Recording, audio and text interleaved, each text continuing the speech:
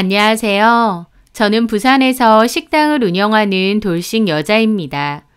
이혼한 지는 5년 정도 됐고 재혼 생각은 전혀 없이 혼자 살고 있습니다. 나이는 40대 초반이라 그렇게 많은 나이는 아니지만 식당 운영 경력은 꽤 됩니다. 부산에 있는 대학교에 다니다가 졸업반 때쯤 취업보다는 내 장사를 하고 싶다는 생각을 하게 되었어요. 제가 하던 전공으로는 취업해도 큰돈 만지기도 어려울 것 같았고 장사하는 것에 관심은 계속 있었거든요. 처음에는 자본이 적다 보니 푸드트럭으로 시작했습니다. 나이도 어린데다 경험도 별로 없는 상태에서 일반 가게보다 환경도 열악한 푸드트럭을 무턱대고 시작했더니 참 별일 많았고 고생도 많았어요.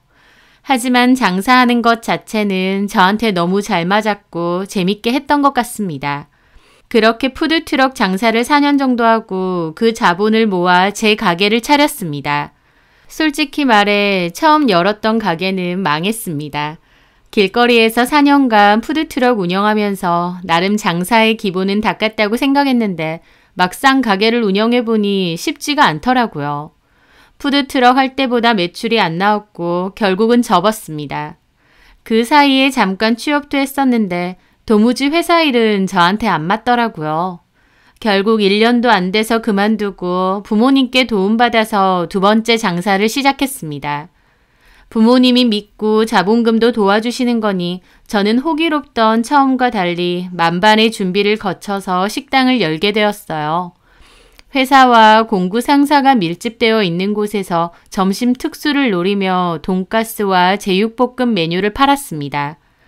남자 직장인분들이 주 고객인 만큼 돈가스 크기도 크게 밥과 장국은 무한 리필로 했죠. 크기만 크다고 얄궂은 돈가스는 절대 아니었고 좋은 등심으로 정성껏 만들어 팔았습니다. 제육볶음도 질 좋은 고기를 사용했고 양도 정말 넉넉하게 드렸죠. 양 많아서 든든하고 맛있는 식당으로 알려지면서 손님도 정말 많이 찾아주셨습니다. 원래는 서빙 직원 1명만 뒀다가 점차 한두 명씩 늘려갔고 나중에는 서빙 직원만 3명, 주방 직원도 1명 더 늘었어요. 가게가 그렇게 크지는 않은데 점심시간 전후로는 문전성시를 이뤘죠. 하루하루가 정말 바쁘게 돌아갔습니다. 돈 버는 재미가 너무 쏠쏠해서 연애고 뭐고 생각할 겨를도 없었습니다. 그러던 와중 그 남자를 알게 되었어요. 그 남자는 저희 가게 근방에 있는 디저트 카페 사장이었습니다. 저희 가게에 한 번씩 식사하러도 오고 저도 그 카페에서 커피를 한 번씩 샀기 때문에 오며 가며 얼굴은 잘 알고 있었어요. 그 카페는 매장도 크고 예쁘게 잘 해놨는데도 손님은 별로 없었습니다. 그 남자와 안면을 트고 나서 점차 이런저런 대화도 나누며 친해지게 되었어요. 그 남자는 자기 카페는 파리만 날린다고 고민이 많았습니다. 저보고 장사 잘 돼서 너무 좋겠다며 자기는 월세 내는 것도 빠듯하다고 하더라고요. 그러면서 저보고 이렇게 장사 잘 되는 비법이 뭔지 좀 알려달라고도 했는데 저는 식당을 하는 거고 그 남자는 카페를 하는 거다 보니 제가 뭔가 알려줄 방법은 없었어요. 다만 손님들 오면 제가 그 남자네 카페를 알려주면서 거기 커피 맛있다 한번 가보셔라 추천은 많이 해드렸죠. 그걸 그 남자 사장도 알게 되고 저한테 너무 고마워하더라고요. 돈가스집 사장님이 추천해줘서 온 손님들이 요즘 좀 있다면서요. 같은 장사하는 입장으로 서로 고충도 얘기하고 대화를 많이 나눴습니다. 그러면서 점차 마음도 커지게 되었어요. 그렇게 사귀게 되었고 사귀는 동안은 서로 참 많이 좋아했었습니다. 돈 버느라 바빠서 결혼 생각도 없는 저였는데 어느새 그 남자와 결혼까지 준비하게 되었죠. 그 남자가 좋아서 결혼 생각도 했지만 톡 까놓고 그리 좋은 조건은 아니었습니다. 직업은 카페 사장인데 그 카페는 월세 내기도 빠듯할 정도로 장사가 근근히 되는 정도인데다 카페 오픈한다고 모아놓은 돈도 다 써서 돈도 별로 없었죠. 게다가 홀 시어머니의 외아들이기까지 했고요. 남친의 어머니는 옆 동네에서 혼자 살고 계시고 남친은 카페 근처 원룸에서 혼자 지낸다고 했습니다. 저는 장사가 잘 되는 가게를 갖고 있었고 대출이 좀 남아있긴 했지만 분양받아서 살고 있던 제 명의의 집도 이미 있었어요. 사정을 아는 주변 지인들은 저보고 왜 굳이 그런 조건의 남자랑 결혼하려 하느냐 말리기도 했습니다. 하지만 제가 돈 버는 게 나쁘지 않았기에 돈보다는 사람 자체를 보고 싶었습니다. 지금 생각해보면 콩깍지가 씌어도 단단히 씌인 것 같지만요. 그렇게 결혼을 하기로 했는데 저도 성격상 허례허식 하는 것도 싫어하고 사치하는 것도 싫어합니다. 그런 곳에 쓰는 돈도 너무 아깝고요. 그래서 상의해서 간소하게 결혼식만 치렀어요. 신혼집은 제가 살고 있는 집이 있다 보니 따로 마련할 것 없이 남편이 바로 몸만 들어왔고요. 원래 쓰던 침대가 싱글이라서 침대 정도만 남편 돈 들여서 좋은 걸로 바꿨습니다. 어머님은 저한테 특별히 잘해주시는 분도 아니었고 그렇다고 못되게 굴거나 하시는 분은 아니었습니다. 다만 여느 시어머니들처럼 당신 아들이 더 아깝다고는 생각하셨어요. 결혼 과정이나 제 재산 같은 것은 잘 모르시기도 했고 남편도 구구절절 설명하는 성격도 아니었고요. 다만 제가 남편보다 3살이 많은데 그건 마음에 안 들어 하셨어요. 제 나이 때문에 애는 잘 생길지 모르겠다 하시면서요. 또 제가 약간 살집이 있는데 그것도 마음에 안 들어 하셨어요. 흘러가듯 저한테 살은 안 빼냐, 덩치가 너무 크다 그런 소리도 하시긴 했는데 어릴 때부터 장사하면서 나름 산전수전 겪었다 보니 웬만한 소리는 들어도 신경도 안 쓰이고 타격감도 없습니다. 그래서 어머님이 저렇게 말하셔도 그러게요. 저도 생각은 하는데 쉽지는 않네요 하고 웃고 말았습니다. 하여튼 그렇게 결혼을 했는데 남편의 카페는 날이 갈수록 더욱더 장사가 안 됐어요. 그 근처에 가격이 저렴한 프랜차이즈 카페들이 한 건물당 하나씩 있을 정도로 많아졌거든요. 그럴수록 남편 같은 개인 카페는 더 장사가 어려워졌죠. 그래서 저와 상의 끝에 결국 카페는 정리하기로 했습니다. 전기세도 안 나오는 가게에 꾸역꾸역 뭐하러 갖고 있나 싶어서였죠. 대신 그맘때 저는 근방에 가게 하나를 더 늘릴 생각이었기에 새 가게를 열면 남편도 같이 일을 돕기로 했습니다. 그렇게 남편의 카페는 장사를 접었고 제가 새로 오픈한 2호점 가게 일을 남편과 같이 열심히 운영했죠. 가게 2곳 전부 잘 되는 편이어서 저는 꽤 많은 돈을 만질 수 있게 되었습니다. 그러던 어느 날 어머님이 집 계단에서 내려오시다가 발목을 좀 다치시는 일이 있었습니다. 크게 다친 건 아니어서 남편이 모시고 다니면서 치료를 받았죠. 그런데 그 일로 남편이 저한테 그러는 겁니다. 어머님 다치신 일로 자기가 생각이 많아졌다면서 자기는 제 덕분에 좋은 아파트에서 사니까 너무 좋은데 엄마 사는 집 생각하면 눈물이 난대요. 어머님은 엄청 오래된 3층짜리 빌라의 2층에 사시는데요. 엘리베이터가 없기 때문에 걸어서 다니세요. 젊은 사람들이야 금방 올라갈 만한 계단이지만 어머님 연세를 생각하면 저도 신경이 쓰이긴 했습니다. 또 그 빌라 주변 환경도 별로 좋은 곳은 아니었어요. 건물도 엄청 오래된 곳이기도 하고요. 남편은 엄마가 사시면 얼마나 더 사시겠느냐며 염치 없는 부탁인 거 알지만 엄마 집을 이사 좀 시켜드렸으면 어떻느냐 하더라고요. 남편의 얘기 듣고 저도 많은 생각을 하게 되었습니다. 남편 말 맞다나 어머님 연세도 많으신데 그렇게 계단 내려 다니시는 것도 영 불안하고 또 남편 입장에선 본인만 좋은 집 사니까 어머님한테 죄송한 것도 이해가 되더라고요. 그래서 고민 끝에 결국 어머님 집을 이사시켜 드리기로 했습니다. 제가 찾은 곳은 근방의 아파트였고 지어진 지 5년 정도밖에 안 된 신축에 가까운 아파트였어요. 브랜드 아파트인데다 아파트 내부 조경도 좋고 부대시설로 노인정도 있었죠. 근처 편의시설도 잘 되어 있다 보니 어머님이 사시기에 훨씬 나은 환경이었습니다. 대출을 살짝 끼고 산 건데 대출도 제가 갚는 거다 보니 집 등기도 제 명의로 했습니다. 그런데 남편이 그러는 겁니다. 자기야, 정말 고마워. 근데 자기 돈으로 산 거고 대출도 자기가 갚는 거니까 당연히 자기 이름으로 명의하는 건 맞는데 엄마한테는 내가 산 것처럼 해줄 수 있어? 라고요. 굳이 왜 그렇게 해야 되나 싶었는데 남편 말 내가 아들로서 변변하게 효도해드린 것도 없고 죄송해서 면 한번 세우고 싶어서 그래. 엄마한테만 말씀드리는 거고 실제 명의는 자기 거니까 상관없잖아. 말만 좀 그렇게 해줘. 나도 아들로서 체면 한 번만 세우자. 남편은 자기 자존심 좀 세워달라고 자기가 산 것처럼 해달라는 거였습니다. 남편의 말이 좀 황당하게 느껴지기도 했습니다. 부모 자식 간의 자존심이나 체면이 뭐가 중요하다고 거짓말까지 해달라는 건가 싶기도 했죠. 하지만 남편 말처럼 돈 드는 것도 아니고 진짜 명의를 달라는 것도 아니니 알겠다고 했습니다. 기 한번 살려달라는데 무슨 문제일까 싶었죠. 그렇게 남편이 어머님께 집을 해드리는 것처럼 하게 되었고 어머님도 몹시 기뻐하시고 고마워하셨어요. 근데 가만 들어보니 남편이 해준 걸로 아셨기에 제가 아니라 남편한테만 고마워하시는 거더라고요. 아들 덕에 이런 좋은 집에서 살아본다고 고맙다 그러시면서요. 그러면서 저보고도 남편 잘 만났다며 우리 아들 같은 남자 잘 없다고도 하시더군요. 어머님, 저 같은 며느리야말로 없습니다. 하고 싶은 걸 꾹 참고 그냥 네 하고 말았습니다.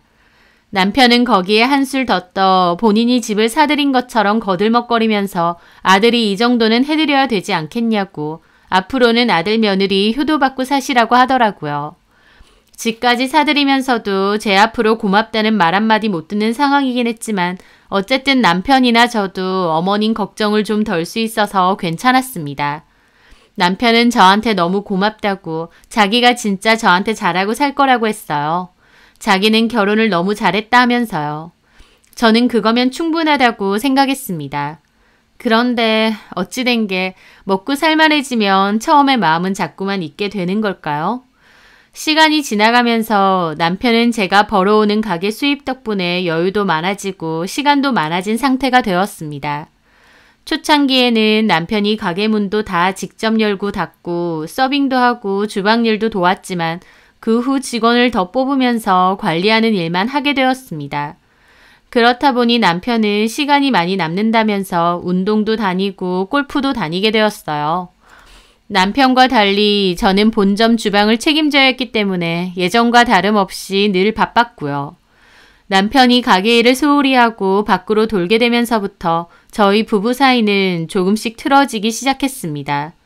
직접 일은 안 해도 관리라도 잘 하라고 했는데 그것마저도 소홀할 때가 많았어요. 어쩔 때는 아예 가게에 오는 일도 없을 때가 많아졌고 맨날 스크린 골프를 하러 가더라고요. 술 약속도 많아졌고 귀가 시간이 늦는 날도 점차 많아졌죠. 예전에는 제가 퇴근하고 오면 고생했다고 어깨도 주물러주고 조경물도 받아주고 저한테 참 잘하려고 노력하는 게 보였습니다. 그리고 저하고 그날 있었던 일 얘기도 하고 도란도란 맥주도 마시고 그렇게 소소하지만 좋았었는데 어느 순간 남편은 집에도 늦게 들어오고 술에 취해서 오는 경우도 많았습니다. 집에 같이 있어도 대화도 줄어들고 각자 시간을 보내게 되었죠. 게다가 초반에는 오히려 아이를 빨리 갖고 싶어 했다면 나중에는 어물쩍 미루더라고요. 그런 부분이 전부 서운하기도 했지만 계속 신혼 같을 수 없고 어쩔 수 없는 부분이라고 이해하려 했습니다. 그러던 어느 날 저는 아주 기막힌 이야기를 듣게 되었어요. 저희 가게 근처에 핸드폰 매장 사장님이 한 분 있는데 저희 가게 단골이시거든요. 올해 오신 분이다 보니 대화도 많이 하고 저도 핸드폰은 무조건 그분 가게에서 합니다. 그런데 하루는 그분이 식사 끝내고 계산을 하시면서 저한테 그러시는 거예요. 사장님. 네. 남편분 로터리 쪽에 스크린 골프 잘 가시죠? 맞아요. 어떻게 하세요? 저도 거기 종종 가거든요. 그러시구나. 근데요, 사장님. 네?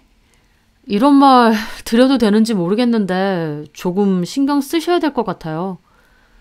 그 사장님이 슬쩍 저렇게 얘기하시는 거예요. 저는 뭔 소린가 싶었죠. 네? 무슨 신경이요? 전에 보니까 어떤 여자랑 꽤 친해 보이던데요. 둘이 그러고 있는 거 제가 좀 여러 번 봤거든요. 남의 집 일이라서 말 안 하려고 했는데 사장님이랑 저랑도 오래 알고 지냈잖아요. 모른 척 하는 것도 좀 아닌 것 같아서요. 그 말에 저는 좀 충격을 받았습니다. 핸드폰 사장님은 무슨 말인지 아시겠느냐. 자기는 말해줬으니 이만 가보겠다 하시고 가더라고요. 그 사장님 말은 한마디로 남편이 그 스크린 골프 연습장에서 어떤 여자랑 바람을 피는 것 같다 이거였습니다. 머릿속이 새카매지더라고요. 다른 사람은 몰라도 내 남편은 그럴 리 없다고 생각하잖아요. 저 역시도 그랬습니다. 남편과 사이가 시들해진 건 맞지만 그렇다고 남편이 딴짓을 할 거라고는 생각도 못했으니까요. 저는 고민 끝에 그날 밤 남편 폰을 살짝 뒤져봤어요. 비번이 걸려있긴 한데 어차피 제가 비번을 알고 있었습니다. 단순한 사람이라 모든 비번을 다 통일해서 쓰거든요. 그리고 폰을 열어보니 어렵지 않게 둘이 대화하는 것도 찾아냈습니다. 서로 사진 찍은 것도 보내놨더라고요. 남편과 그 여자가 얼굴을 꼭 붙여서 찍은 사진이었는데 그걸 보는 저는 기분이 말도 못하게 이상한 겁니다. 사진 속 남자가 분명 내 남편 맞는데 너무 낯설고 이 여자랑 바람이 난 거구나 싶기도 하고 게다가 그 여자는 날씬하고 화장도 진하게 잘 꾸미는 것 같았어요. 저하고는 아예 달랐죠. 그걸 보는데 갑자기 제 모습이 너무 초라해지기도 하는 겁니다. 맨날 음식 냄새 쩔어있고 쌩얼에 머리 질끈 묶고 다니는데 이 여자는 저하고 달리 화장품 냄새 풍기고 향수 냄새 풍길 것 같더라고요. 내 돈으로 살만하니까 바로 딴짓거리하고 다니는 남편에 대한 충격과 배신감도 크고 한밤중에 남편 폰 뒤져보고 있는 내 모습이 너무 비참하기도 하고 심장이 무너져 내리는 듯한 기분이 뭔지 알겠더라고요. 부들부들 떨면서 두 인간들의 대화를 보는데 그 와중에 남편은 꼴에 저한테 들킬까봐 걱정은 된 것 같았어요. 밤에는 문자하지 마. 와이프 알면 안 돼. 알면 어때? 이혼하고 나한테 와. 가면 받아주나? 당연하지. 빨리 이혼하고 나랑 살자. 나도 그러고 싶은데 쉬운 게 아니라서. 왜? 가게 문제도 그렇고 집 문제도 그렇고. 와이프 쫓아내버려. 크크. 어떻게 그러냐? 그럼 적당히 위자료 몇 푼 주고 떼어내. 그걸 보는데 아주 가관이었습니다. 가만 대화를 보고 있자니 제 추측이지만 남편은 가게도 집도 다 자기 거라고 한 것 같았죠. 게다가 그 여자는 위자료 내가 줄까? 네가 왜? 그깟 몇천 내가 주지 뭐. 돈 많네 우리 자기. 자기랑 나랑 살림 합치면 돈 더 많아지겠지? 라고 했습니다. 뭐하는 여잔지는 몰라도 그 여자도 제법 돈이 있는 여자 같더라고요. 남편은 저한테 빨대 꽂아서 살더니 이제는 이 여자한테 갈아타서 빨대를 꽂으려나 싶었습니다. 저는 주체가 안 될 정도로 떨리는 손으로 그 대화 내용들, 셀카 사진들 다 제 폰으로 찍었습니다. 그리고 안방으로 달려가 자는 남편 싸다기를 날렸죠. 자다가 싸다기 맞고 일어난 남편은 무슨 짓이냐 펄쩍 뛰길래 핸드폰 던졌습니다. 바람 피우고 다니니까 피곤해서 잘도 자냐고요. 남편 깜짝 놀라더라고요. 그러더니 저한테 미안하다고 빌었습니다. 자기가 잠깐 눈이 돌아서 만난 거다. 이 여자가 꼬셨다 그러면서요. 저는 이혼할 거라고 내 집에서 나가라고 소리 질렀는데 남편은 팬티바람으로 무릎 꿇고 빌었어요. 한 번만 봐달라고요. 남편이 하도 매달리길래 일단 그 여자랑 끝내라고 그 뒤에 생각해보겠다 했습니다. 저는 그 일 이후로 잠도 잘 못 자고 남편과 그 여자 일만 생각하면 속에서 천불이 올라왔어요. 하지만 남편은 처음 걸렸을 당시에는 잘못했다고 속옷바람으로 빌어놓고 그 뒤로는 달라졌습니다. 속을 알 수 없게 행동했다고나 할까요? 그 사이에 그 여자랑 무슨 얘기가 된 건지 모르겠는데 이혼해도 상관없다는 뻔뻔한 태도로 바뀌었습니다. 말은 저한테 그 여자랑 끝냈다고 하는데 진짜 끝낸 건지 뭔지 확실하게 안 하더라고요. 제가 열을 내던지 말던지 대꾸도 잘 안 했고요. 그 후 핸드폰도 지문 인식으로 바꿔버렸더군요. 그 여자랑 당장 끝냈다고 확인시키고 잘못했다고 손이 발이 되도록 빌어도 뭐할 판에 오히려 자기가 더 꿍한 얼굴로 저랑 대화도 안 하고 피하는 겁니다. 그 모습에 저도 너무 분통 터졌죠. 잘못은 남편이 했는데 제 속만 드글드글 끓는 느낌이었다고나 할까요? 저는 너무 화가 나서 이런 식으로 할 거면 이혼하자고 했는데 그 말에도 남편은 아무 대꾸도 않더라고요. 그러더니 다음날 적반하장으로 짐 싸서 집까지 나가버렸고 연락도 두절되었습니다. 저 정말 눈 뒤집히더라고요. 어떻게 사람이 이렇게까지 밑바닥인가 싶었죠. 결혼해서 같이 사는 와이프에 대한 최소한의 예의도 없는 느낌이었습니다. 그래 좋다. 이혼하자. 결심했어요. 하지만 순순히 이혼은 못해주겠고 소송 걸어서 위자료 받아낼 수 있는 만큼 다 받아낼 거다 결심했습니다. 일단 이혼을 확고히 결심했으니 남편에게 이혼 통보도 해야 되는데 연락이 안 되니 속 터지더라고요. 그리고 이혼할 때 하더라도 최소한 마지막 대화는 나눠야겠다 싶어서 어머님 댁으로 갔습니다. 집을 나갔으니 그 여자 집에서 살거나 어머님 댁에 있거나 둘 중 하나라고 생각했거든요. 그런데 거기서 저는 보게 된 겁니다. 아파트 입구 앞에서 웬 외제차가 한 대 섰고 운전석에서 남편과 어머님이 내리더라고요. 그런데 그 외제차는 처음 보는 차였습니다. 제가 가까이 다가서자 남편도 어머님도 화들짝 놀라더라고요. 여기 어쩐 일이야? 내가 못 올 때 왔어? 우리 할 얘기가 좀 있지. 언제까지 피한다고 될 거 아니잖아. 단판을 지어야지. 제 말에 어머님도 굳은 얼굴로 올라오라고 하시더라고요. 그렇게 어머님 댁에 다 같이 둘러앉았습니다. 혹시나 해서 저는 폰으로 녹음도 켜놨어요. 어머님이 먼저 얘기하시더군요. 내가 얘기 들었다. 그래서 우리 경수를 집에서 쫓아낸 거야? 어머님, 얘기 들으셨다면서 제대로 안 들으셨나 보네요. 제가 쫓아낸 게 아니고 본인이 나간 거예요. 바람핀 주제에 집까지 나갔다고요. 네가 오죽 뭐라고 했으면 얘가 그랬겠니? 남자가 한 번쯤 그럴 수도 있는데 네가 얼마나 사람 피를 말렸으면. 뭐가 한 번쯤 그럴 수 있다는 거예요? 바람피는 걸 봐주라 그거예요? 네가 정 못 봐주겠으면 그만 살든가. 어머님은 제 생각과 달리 저한테 그만 살라고 바로 하시더라고요. 저는 최소한 어머님이 이혼은 하지 말라고 하실 줄 알았거든요. 참 어이가 없었습니다.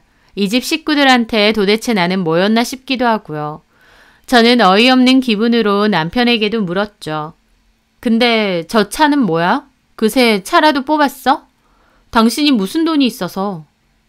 당신이 알 바 아니잖아. 그 순간 알겠더라고요. 그 내연녀가 사준 차라는 것을. 와, 정말 기가 막히더군요. 혹시 그 여자가 사준 거야? 외제차까지 받아냈어? 당신 꽃뱀이야? 제 말에 어머님 소리 지르고 노발대발했습니다. 이게 미쳤나? 지 남편한테 말하는 꼬라지 봐. 이러니까 너랑 못 산다 그러지. 제가 그렇게 말 안 하게 생겼어요. 어머님 아들 아직 이혼 안 했어요. 저랑 부부 사이라고요. 근데 다른 여자한테 저런 외제차를 선물로 받는다고요? 이게 제정신인 일이에요? 우리 경수가 너네 집에서 쫓겨나고 차도 없이 다니니까 진아가 우리 경수 수준에 맞는 차라고 사준 거다. 걔가 그렇게 배포가 크다. 진아는 그 내연녀의 이름입니다. 어머님 입에서도 너무 자연스럽게 그 내연녀의 이름이 나오더라고요. 하마터면 제가 아니라 그 여자가 며느리라고 착각할 뻔했어요. 어머님도 잘 아시네요. 자주 보셨나 봐요. 걔는 너하고 달라. 얼마나 싹싹하고 잘하는데. 돈도 많고 쓰는 배포도 아주 커. 나한테도 정말 잘한다. 머리가 어질어질 하더라고요. 아들이 바람을 폈는데 저한테 미안해 하시는 게 아니라 제 앞에서 보란 듯이 내연녀가 더 잘났다고 비교하고 두둔하시는 겁니다. 그런 어처구니 없는 상황은 살면서 처음이었죠. 그래서 그 여자를 며느리로 여기고 살고 싶으시다 이거죠? 그래, 솔직히 너 결혼할 때 영 탐탁지 않았는데 서로 좋다 하니 허락했다. 근데 뭔가 영 내키지 않았어. 이제 와서 보니 인연은 따로 있었던 거야. 그런가 보네요. 그 내연녀 며느리로 맞이하셔서 잘 사세요. 저는 그때까지도 말 한마디 안 하는 남편에게도 말했습니다. 이혼해. 대신 위자료는 제대로 준비해 놓는 게 좋을 거야. 그 여자한테도 똑바로 전하고. 저는 그렇게 일어나려다가 갑자기 그 생각이 났습니다. 그리고 어머님께 그랬죠. 그리고 이혼할 거니까 이 집은 2주 안에 비우세요. 제 말에 어머님 황당한 표정이시더군요. 뭐? 네가 뭔데 이 집을 비우라 말아야? 저 그 말에 눈앞에서 깔깔 웃었습니다. 아직도 지네 엄마한테 제대로 말 안 했나 보더라고요. 제 집이니까요. 제 돈으로 샀고 명의도 제 거예요. 그걸 아직도 모르시면 어떡해요. 톡 까놓고 어머님 아들이 이런 집을 살 수 있는 능력이나 있어요? 그리고 그 여자가 돈도 많이 쓰고 배포도 크다고요.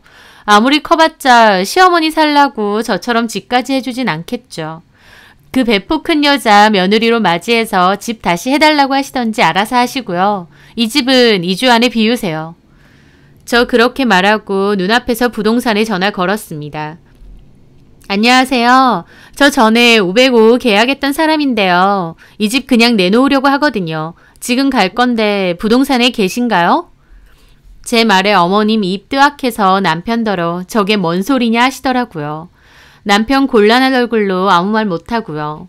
저는 부동산 사장님과 통화 끝내고 말했습니다. 2주 드립니다. 그 안에 짐 빼세요. 내 아들 집을 네가 뭔데? 상황 파악 안 되세요? 어머님 아들 집이 어딨다는 거예요. 제 집이라고요. 당신이 직접 똑바로 전해. 당신 어머님한테. 입 닫고 있으면 그만이야? 남편 그 말에 저만 괜히 흘겨보더라고요. 아들 집? 웃기지도 않네요. 어머님 아들 땡전 한 푼도 없어요. 분명히 말하는데 2주 안에 나가세요. 안 나가면 법적으로 처리할 거니까. 그리고 여기 들어간 집기들도 다 제 돈으로 한 거니까 아무것도 건들지 말고 몸만 나가세요. 당신도 당신 집 내가 당장 정리해서 보낼 테니 그런 줄 알아. 스스로 나가주니 그건 고맙네. 참, 위자료 소장도 보낼 거니까 딱 기다리고. 저는 그렇게 말하고 바로 자리 떴습니다. 어머님 뒤에서 남편더러 저게 뭔 소리냐 어쩌냐 하는데 웃기지도 않았죠. 저는 부동산으로 가는 길에 정리하고 그냥 팔아야겠다 싶었습니다. 가뜩이나 제 명의로 집이 2채라 세금 문제도 골치 아팠는데 말 나온 김에 그냥 확 정리해야겠다 한 거죠. 남편은 처음에는 아무리 그래도 이렇게 바로 나가라고 하면 어쩌냐 어쩌고 하길래 내가 미쳤다고 너네 엄마 거기서 계속 살게 해야 되느냐. 머리가 멍청하고 염치가 없어도 그 정도 생각은 하고 살라 그랬습니다. 남편도 나중에는 더럽고 치사하다며 알겠다고 2주까지 갈 것 없이 이번 주 내로 비워주겠다 했습니다. 아마 그 여자 집으로 들어가는 것 같기도 했죠. 나는 땡큐다. 사람 불러서 쫓아내기 전에 하루빨리 짐 다 빼라 그랬습니다. 남편은 정말로 그 주 안에 짐 다 뺐고 저는 안에 있는 집기들은 중고 매장에 연락해서 전부 다 팔아버리고 집도 내놨습니다. 그리고 저는 제가 모은 증거들에 어머님 집에서 나눈 대화가 담긴 녹음 파일까지 추가로 내서 소송 걸었습니다. 남편과 그 여자 상대로 둘 다 위자료 소송을 걸었죠. 외도 증거가 너무 확실한 데다 이혼도 전에 아예 그 내연녀 집에 들어가서 살기까지 하는 거라서 제 승소는 당연했습니다. 그럼에도 소송은 지지부진해서 마무리될 때까지 거의 9개월 정도 걸린 것 같습니다. 중간중간 합의하자고 그것들이 저에게 요청했지만 다 거절했죠. 시간이 얼마가 걸리든 난 끝까지 갈 거라고요. 그러던 소송 도중 어느 날 내연녀로부터 전화가 왔습니다. 저는 또 합의해주라 전화가 온 건가 싶어서 거절하려 했는데 그 여자는 엉뚱한 걸 물어보더라고요. 내가 합의는 없다고 분명히 말했을 텐데? 그게 아니고 뭐 하나 물어보려고요. 뭔데? 이경수가 이혼하면서 그쪽한테 집도 다 주고 가게까지 넘겼다는데 위자료 소송까지 하는 건 너무한 거 아니에요? 그 말 듣는데 저는 어처구니가 없었습니다. 뭔 말도 안 되는 헛소리야. 넘기긴 뭘 넘겨. 애초에 그 인간께 하나도 없는데. 네? 가게도 내 거고 집도 다 내 거야. 그 인간 몸 하나 덜렁 들어와서 산 거라고. 그 인간이 이혼하려고 다 나한테 넘겼다 그러디? 제 말에 내연녀는 아무런 말이 없더라고요. 이렇게 멍청하니까 바람도 피는 건가? 아니면 너도 이경수가 재산 꽤나 있는 줄 알고 다른 속셈 있었던 거야? 그 인간 돈 하나도 없거든? 좀 알아보고 만나지 그랬니? 제 말에 내연녀 씩씩대는 소리가 들리더라고요. 아이씨, 어쩐지 이상하더라. 너 돈 많다며. 위자료 네가 내줄 수 있다며? 위자료 내놓고 그 인간하고 그 인간 엄마 데리고 사이좋게 잘 살아봐. 그 인간 빨대 꽂는 게 장난 아니라서 너도 엄청 털릴 거다. 내연녀 대답 없이 전화 확 끊더라고요. 꼬라지들 보니 그 여자도 본인이 돈이 많은 게 아니라 저희 남편 돈 좀 있는 줄 알고 접근한 것 같습니다. 게다가 남편 역시 그 여자가 돈 많은 줄 알고 신나서 저랑 이혼하고 갈아타려 한 것 같았고요. 한마디로 둘 다 끼리끼리 똑같은 인간들이었던 거죠. 저는 합의 없이 끝까지 가서 결국 판결문까지 받아냈습니다. 내연녀, 내연남 꼬리표는 달게 해주고 싶었거든요. 그렇게 겨우 이혼 마무리하고 시모한테 해줬던 집도 잘 팔았습니다. 그런데 반년 정도 지나서 전 남편 연락 와서는 잘 지내냐, 자기는 잘 못 지낸다, 너무 후회한다, 미안하다, 생쇼를 하는 겁니다. 자기가 그 여자한테 눈이 돌아서 잘못 선택을 했다. 엄마도 나한테 너무 미안해한다. 우리 예전엔 참 좋았는데 자기가 어리석었다, 어쩐다, 추억팔이하며 하소연하더라고요. 참 듣고 있는데 가짱코 제가 웃으며 그랬죠. 그 여자한테도 차였어? 제 말에 남편은 차이긴 누가 차이냐고 자기가 아차 싶어서 그 여자랑 끝냈다며 발끈하더라고요. 사정 다 아는데 웃기고 있다 싶었죠. 그래, 내가 생각해도 당신이나 어머님이나 참 어리석었어. 나도 어리석었고. 앞으로는 이 일을 교훈 삼아 어리석은 짓 하지 말고 잘 살아. 나도 다시는 당신 같은 인간한테 넘어가서 호구짓 안 할 테니까. 앞으로 나한테 다시는 전화하지 마. 우리 남남이고 나 당신이랑 당신 엄마 생각하면 피가 거꾸로 솟는 인간이니까. 우연으로라도 만나지 말자. 제가 저렇게까지 말하는데 가게 한번 갈 테니 커피 한잔 하자며 구질구질하게 구는 겁니다. 찾아오기만 해봐. 바로 경찰에 신고할 거야. 나 한다면 하는 거 알지? 저는 그렇게 전화를 끊고 차단했습니다.